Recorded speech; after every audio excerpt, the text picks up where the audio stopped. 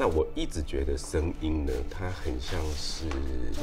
可以补足我们直接看到的东西以外的很多可能，所以我觉得声音广义的这个音效能够帮观影做的不只是感官的这种强化，它有时候可以是讯息的这种传递。从硬体的发展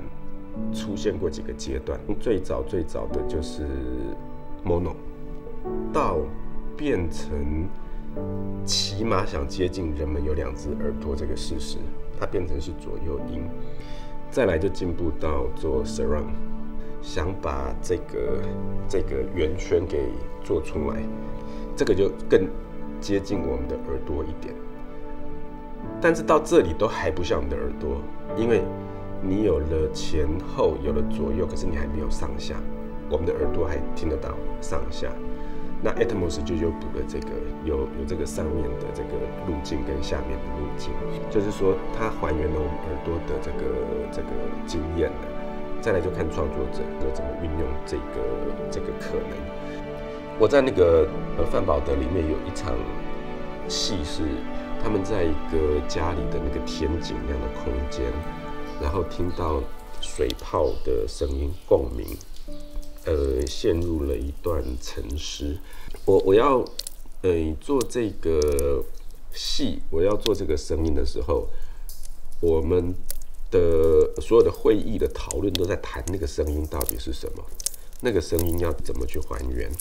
范保德只做到5.1，可是你人在天井的时候，我听到的东西，我想要还原我某一段经验嘛。我当时听到的声音其实不是这样嘛，我听到的声音是这样的嘛，对不对？如果是有 Atmos， 它能够呈现出来的效果会不一样，会更精彩。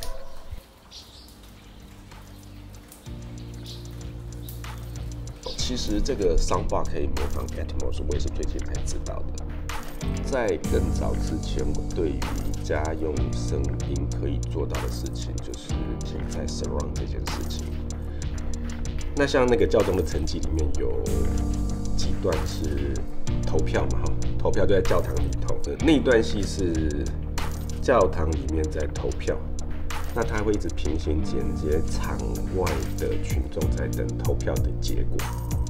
那这样交错就很容易听到2种不同的空间的表情，用那个来看，那个效果很好。塔楼里面在发生的事情跟广场外面在发生的事情，这不是武戏，这不是那个动作片那个 pew pew pew 的这种，而是一种空间还原或者是一种空气表现的能力。这个部分就非常的